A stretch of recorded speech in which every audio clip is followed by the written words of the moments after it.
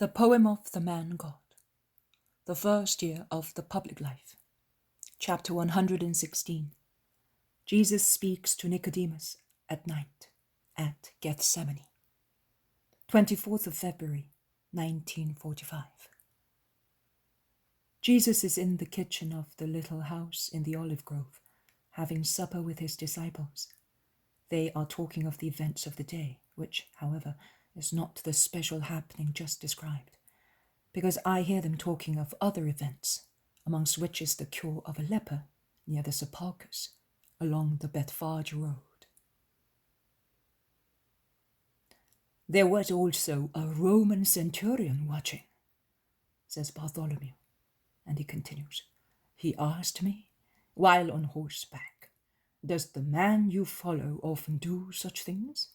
And when I answered in the affirmative, he exclaimed, then he is greater than Aesculapius, and will become richer than Croesus. I replied, he will always be poor according to the world, because he never receives but gives, and only wants souls to take to the true God. The centurion looked at me amazed, and spurred his horse and galloped away. There was also a Roman lady in a litter. It must have been a woman. The curtains were not drawn, but she was peeping through them. I saw her, says Thomas. Yes, it was near the top bend of the road. She had told them to stop when the leper cried, Son of David, have mercy on me. One of the curtains was then drawn, and I saw her look at you through a valuable lens, and then she laughed ironically. But when she saw that you cured him only by giving a command, she called me and asked me, is he the one they call the true Messiah? I replied yes, and she said to me, are you with him? And then she asked, is he really good? Says John. Then you saw her. What was she like? Asks Peter and Judas. Well, a woman. What a great discovery, says Peter, laughing. And the Iscariot insists. But was she beautiful, young, rich? Yes, I think that she was young and also beautiful. But I was watching Jesus more than I was looking at her. I wanted to see if the master was setting out again. Fool, mumbles Judas between his teeth. Why? Asks James of Zebedee, defending his brother. My brother was not a dandy in search of affairs. He replied out of courtesy, and he did not lack in his first quality. Which? Asks the Iscariot. That of a disciple, whose only love is the master. Judas, very cross, lowers his head. In any case, it is not the right thing to be seen talking to the Romans, says Philip. They are already accusing us of being Galileans, and thus less pure than Judeans, and that because of our birth. Then they accuse us of staying often at Tiberias, a meeting place of Gentiles, Romans, Phoenicians, Syrians, and then, of how many things they accuse us. You are good, Philip, and you are drawing a veil over the harshness of the truth you are telling. But the truth, without any veil, is this: of how many things they accuse me, says Jesus, who has been quiet so far.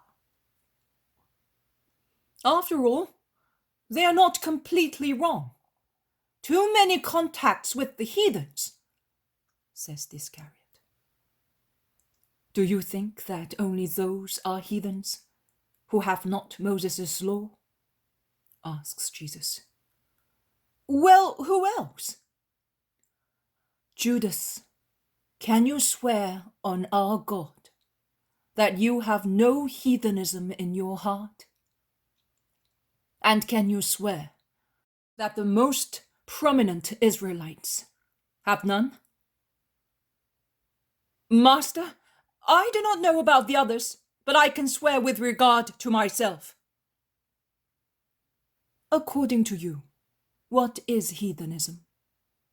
Asks Jesus again. It is to follow a false religion, to worship gods, replies Judas violently. Which are? The gods of Greece and Rome, the Egyptian ones. That is, the gods with thousands of names and of non-existent people, who, according to the pagans, fill their Olympus. No other god exists, only the Olympic ones. Which other ones? Are they not already too many? Too many, yes. But there are many more, and incense is burnt at their altars by every man, also by priests, scribes, Pharisees, Sadducees, Herodians, all people of Israel. Am I right? Not only, but it is burnt also by my disciples. Oh, certainly not, they all say. No, my friends, which of you does not have a secret cult, or several secret cults? One has beauty and smartness, another the pride of his knowledge, another bums incense to his hope of becoming a great man from a human point of view, another worships women, another money, another kneels down before his knowledge, and so on. I solemnly tell you that there is no man who is not stained with idolatry. Why then disdain those who are pagans by misfortune, when you remain pagans by your own free will, although you belong to the true God? But we are men, Master, exclaim many of them. That is true. Then be charitable to everybody, because I have come for everybody, and you are not worth more than I am. However, we are being accused, and your mission is being obstructed. It will be carried on just the same. With regard to women, says Peter, who probably because he is sitting next to Jesus, is in such a transport of delight that is very good. For some days, and precisely since you spoke at Bethany, the first time after we came back to Judea, a woman, all covered in a veil, has been following us all the time. I do not know how she finds out our intentions. I know that she's almost always either in the last rows of people listening to you when you speak, or behind the crowds that follow you when you walk about, or even behind us when we go announcing you in the country. At Bethany, the first time, she whispered to me from behind her veil, "That man you said is going to speak, is he really Jesus of Nazareth?" I replied to her that he was, and in the evening she was behind the trunk of a tree listening to you. Then I lost sight of her. But now, here in Jerusalem, I have seen her 2 or 3 times. Today I asked her, "Do you need him? Are you not well? Do you want alms?" She always shook her head, because she never spoke to anyone. One day she said to me, "Where does he live?" And I said to her, "At Gethsemane," says John. "You clever fool, you shouldn't. You should have said, 'Uncover your face, make yourself known, and I will tell you,'" says the Iscariot, bad-tempered. "But when have we ever asked for such things?" exclaims John, simple-minded and innocent. "You can see other people. She is always veiled. She's either a spy or a leper. She must not follow us and learn about us. If she is spying, it is to harm us. Perhaps she's paid by the Sanhedrin for that." "Ah, does the Sanhedrin use such methods?" asks Peter. "Are you sure?" "Most certain. I was of the temple and I know." "Lovely. That fits like a glove what the master just said." remarks Peter. What? Judas is already flushed with anger. That also amongst priests there are heathens. What's that to do with paying a spy? Quite a lot. Too much indeed. Why do the pay? To overthrow the master and triumph over him? So they are placing themselves on the altar, with their foul souls under their clean clothes, replies Peter with good common sense. Well, the fact is, cuts short Judas, that woman is dangerous to the crowd and to us. To the crowd if she's a leper, to us if she's a spy. That is, to him, eventually, replies Peter. But if he falls, we fall too. Ah, ha, ha, laughs Peter and concludes. And the idol will break into pieces if it falls, and we lose our time, our reputation, and perhaps our lives. Then, it is better to try and not let it fall or move away in time. Is that right? Instead, look, I embrace him closer. If he falls, overthrown by the traitors of God, I want to fall with him. And Peter clasps Jesus in his short arms. I did not realize that I had done so much harm, Master, says John very sadly. He is facing Jesus. Hit me, ill-treat me, but save yourself. It would be dreadful if I were the cause of your death. I could never forgive myself. I feel that tears would leave burning marks on my cheeks and scald my eyes. What have I done? Judas is right, I am a fool. No, John, you are not, and you did the right thing. Let her come, always, and respect her veil. It may be worn as a protection in the struggle between sin and the desire for redemption. Do you know what wounds are caused on a being when such struggle takes place? Do you know how much one weeps and blushes? You, John, a dear son, with the heart of a good child, you said that your face would be marked by tears if you were to cause harm to me. But you must know that when a revived conscience begins to gnaw at the flesh, that was sinful, in order to destroy it and triumph with its soul, it must consume everything that was an attraction for the flesh. And the creature ages and withers under the blaze of the devouring fire. Only later, when redemption is complete, a second, holy, and more perfect beauty is formed again. Because it is the beauty of the soul that emerges from the eyes, from the smile, from the voice, and from the honest pride on the forehead, on which God's forgiveness has descended and shines like a diadem. So, I did not do the wrong thing? No, you did not. Neither did Peter. Leave her alone. Now you may all go and rest.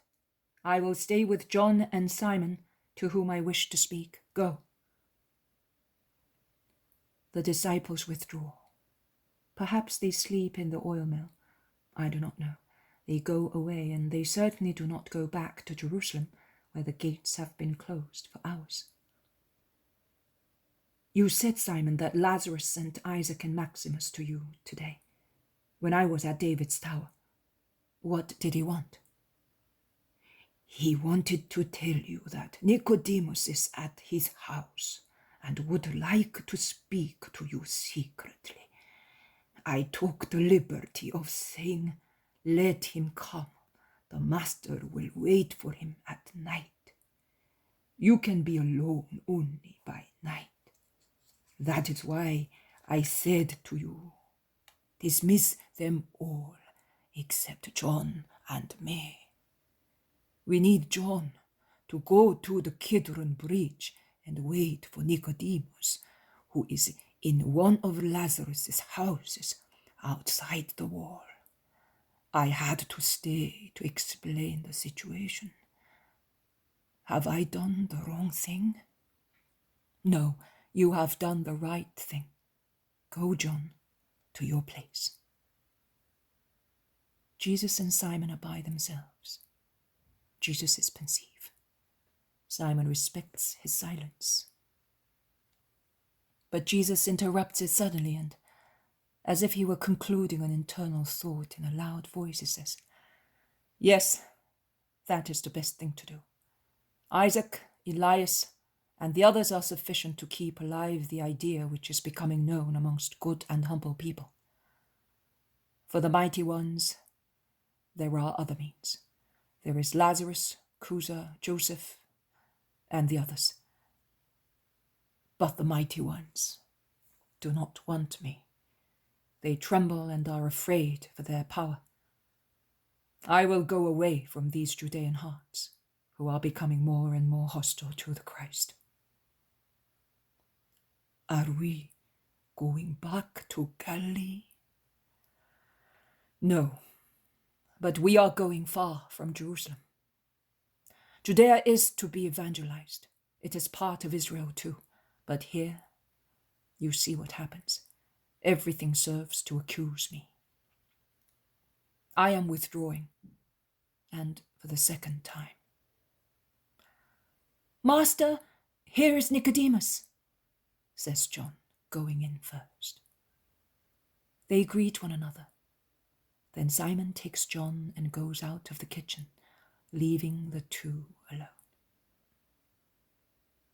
"Master, forgive me if I wanted to speak to you in secret. I do not trust many people with regard to you and myself. I am not acting entirely out of cowardice. It is also prudence and the desire to be of greater assistance to you than if I belonged to you openly. You have many enemies. I am one of the few here who admire you. I sought Lazarus's advice. Lazarus is powerful by birth. He is feared because he stands high in the favor of the Romans. He is just in the eyes of God. He is wise by matured talent and learning. He is a true friend of yours and mine. Those are the reasons why I wanted to speak to him, and I am happy that he came to the same conclusion as I did. I informed him of the last discussions at the Sanhedrin about you. The last accusations tell the plain truth." "The last accusations, yes, Master," I was about to say. "Well, I am one of his followers too, so that at least one would be in your favor in that assembly." But Joseph, who was beside me, whispered, "Be quiet. Do not let us disclose our thoughts. I will explain later." And when we came out, he said, "It is better that way. If they knew that we are his disciples, they will keep us in the dark about their thoughts and decisions, and will be able to harm him and us. If instead they think that we are only inquiring into his life, they will not resort to subterfuges." I realized that he was right. They are so wicked. I also have my interests and my duties, and Joseph has his. You understand, Master. I do not reproach you in any way. I was saying that to Simon before you came here, and I have decided to go away from Jerusalem. You hate us because we do not love you. No, I do not hate even my enemies. You say so. It is true. You are right. How sorrowful for me and Joseph. And Lazarus, what will Lazarus say, who today has decided to let you leave this place and go to one of the houses he owns in Zion? Lazarus is a very wealthy man. A large part of the town belongs to him, as well as much land in Palestine. His father, to his own health and to You carriers, who belonged to your tribe and family, added the reward of the Romans to their faithful servant, and he bequeathed a very large heritage to his children. And what matters more, a veiled but potent friendship with Rome. Without it, no one would have saved the household from abuse. After Mary's disgraceful behavior, a divorce, which was granted by to her only because of her position, a licentious life in that town which is his domain, and in Tiberias, the elegant brothel which Rome and Athens have turned into a prostitution bed for many of the chosen people. Truly, if the Syrian Theophilus had been a more convinced proselyte, he would not have given his children the Hellenistic upbringing which kills so much virtue and disseminates so much voluptuousness, and which, imbibed and expelled without any consequence by Lazarus, and especially by Martha, infected and proliferated in the dissolute Mary, and made her the disgrace of her family and of Palestine. No, without the powerful shelter of the favor of Rome, they would have been anathematized more than lepers. But since the situation is such, take advantage of it. No, I am going to withdraw. Who wants me will come to me. I should have not spoken. Nicodemus is depressed. No, wait, and be convinced.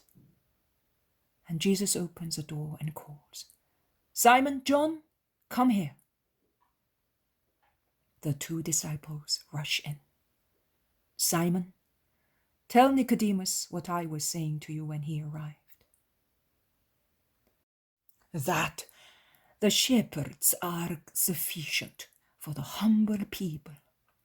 Lazarus, Nicodemus, and Joseph with Cusa for the mighty ones, and that you are going away from Jerusalem without leaving Judea. That is what you were saying. Why do you ask me to repeat it? What has happened? Nothing. Nicodemus is afraid I might be going away because of what he told me. I told the master that the Sanhedrin is more and more hostile and that he ought to put himself under Lazarus's protection. He protected your property because Rome is on his side. He would protect also Jesus.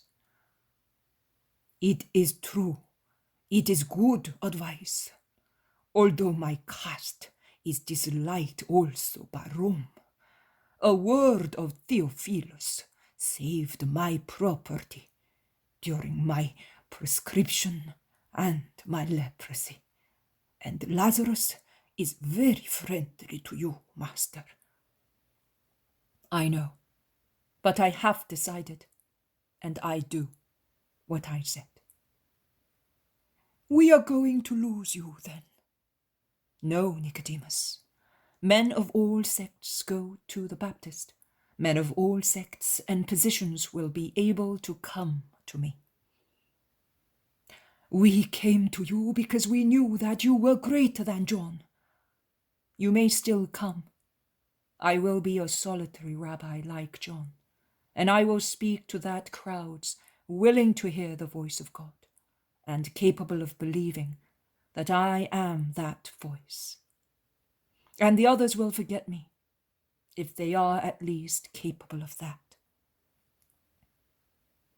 Master, you are sad and disappointed, and you are right.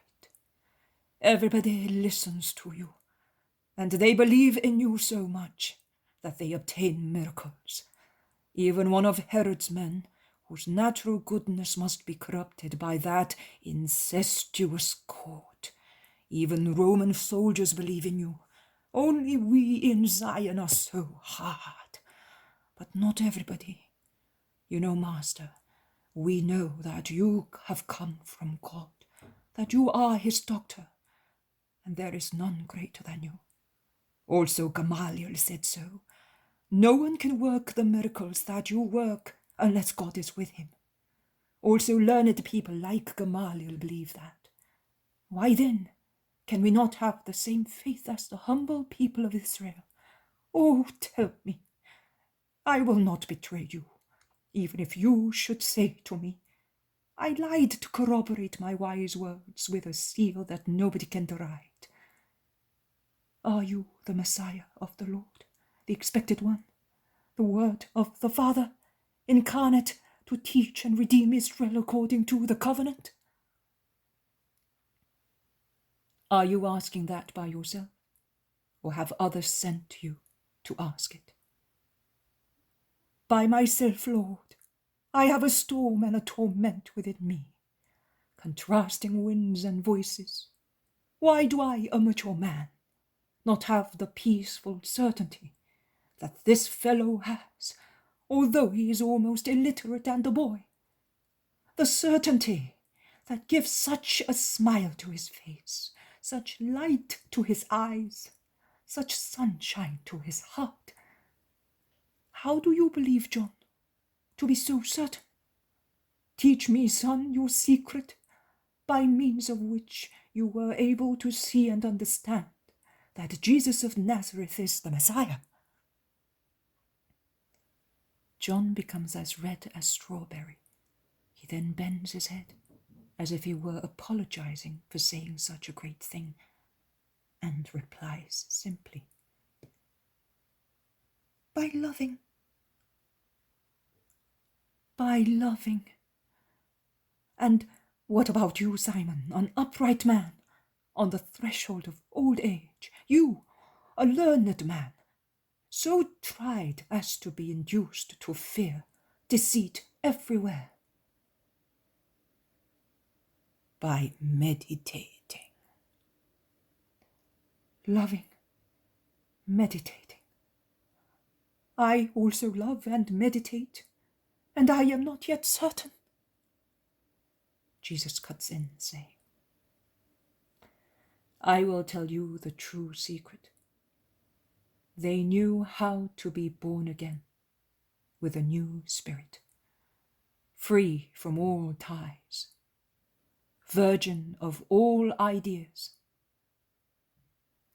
And they therefore understood God. If one is not born again, one cannot see the kingdom of God nor believe in its king. How can a grown man be born again, ejected from his mother's womb? Man cannot go back into it.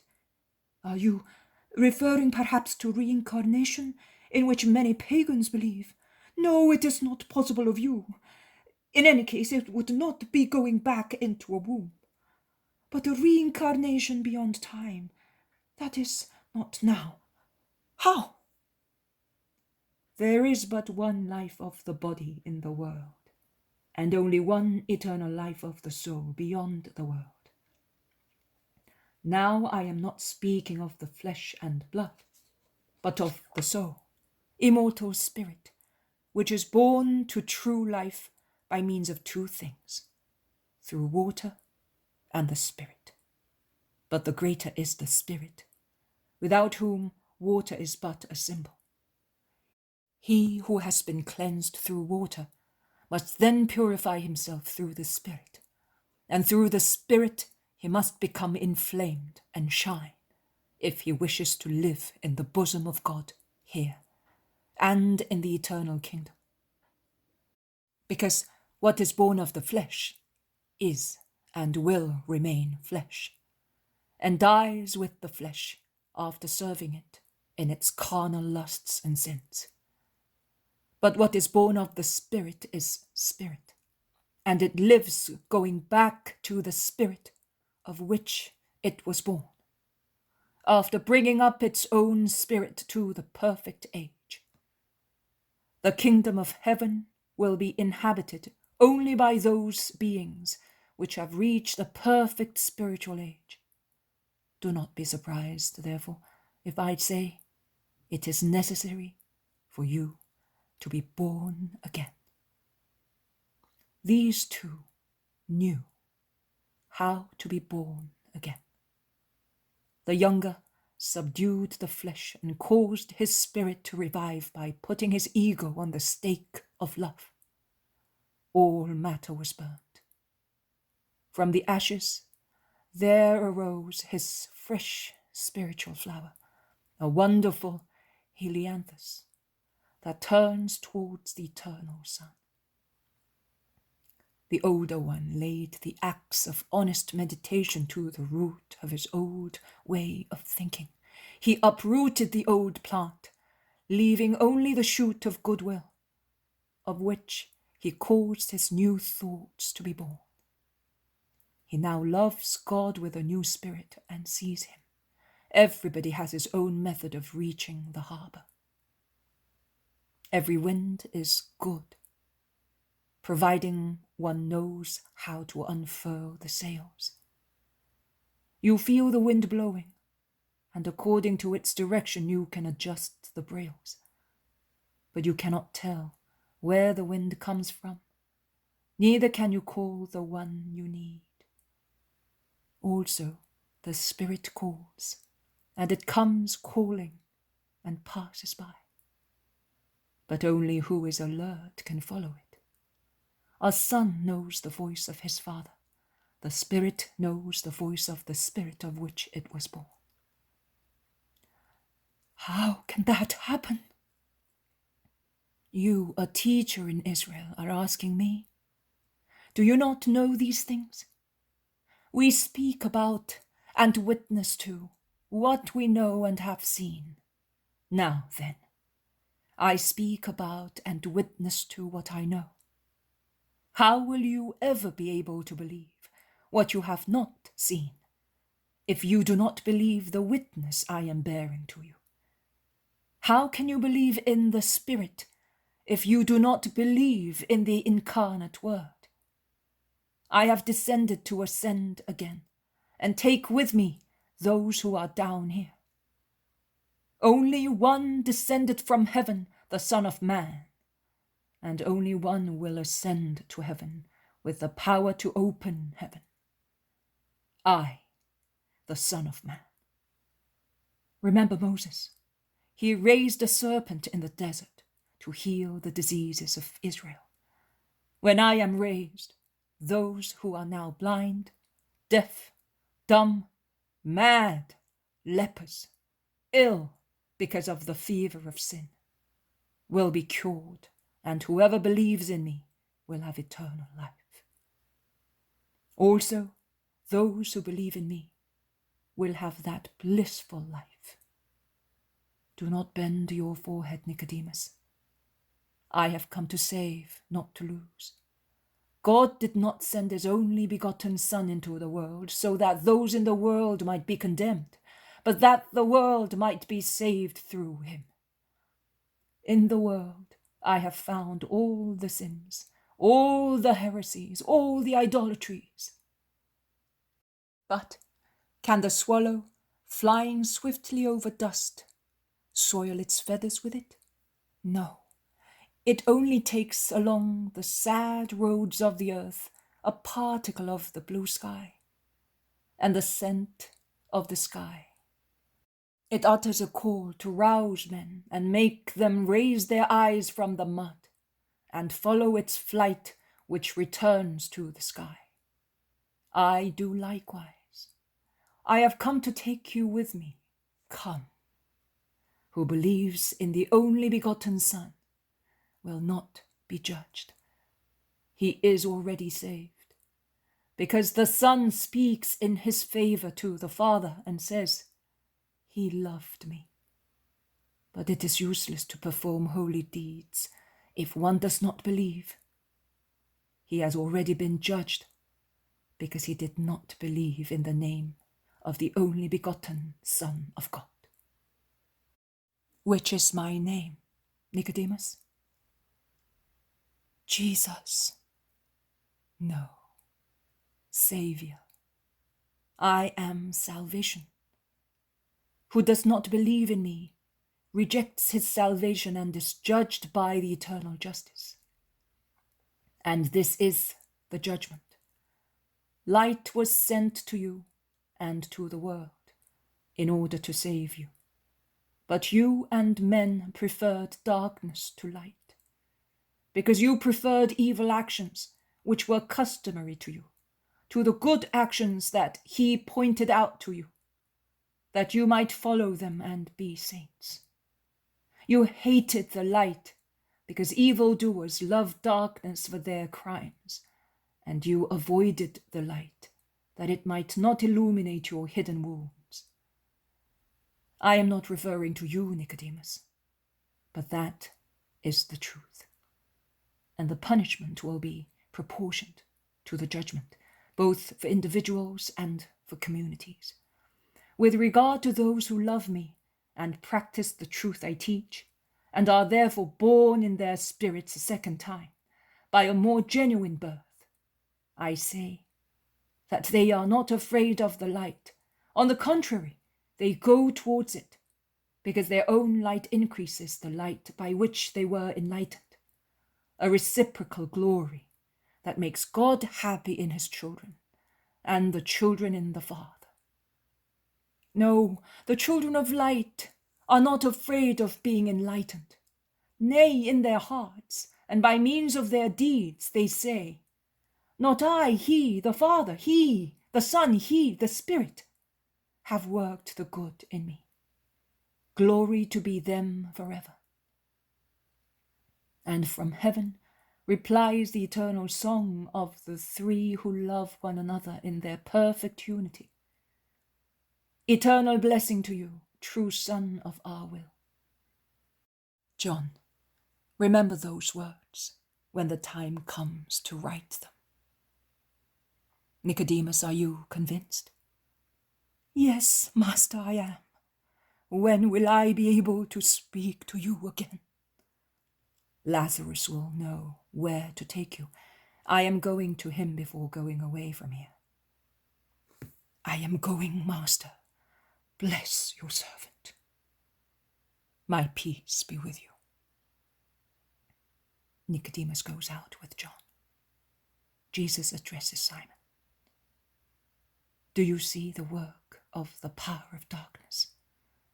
Like a spider, it lays its snares and entangles and imprisons, who does not know how to die in order to be born again, like a butterfly, so strong as to tear the dark cobweb and go beyond it, carrying on its golden wings pieces of shining network as a souvenir of its victory, like oriflammes and banners taken from the enemy. To die, to live. To die, to give you strength to die. Come, Simon, and rest, and God be with you. It all ends.